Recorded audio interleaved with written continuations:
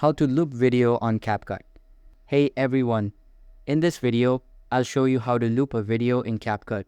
So make sure to watch this video till the end and let's get started. First, open CapCut and create a new project. Import the video you want to loop by tapping Add. Once your video is on the timeline, tap to select the clip. At the bottom menu, swipe along until you find the duplicate option and tap it. You'll see that the video has now been duplicated and placed right after the original clip.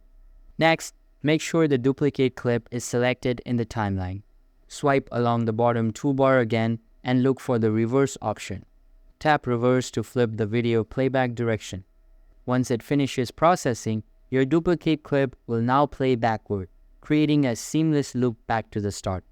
Tap play to preview it and you'll see the video play forward and then reverse smoothly. That's it.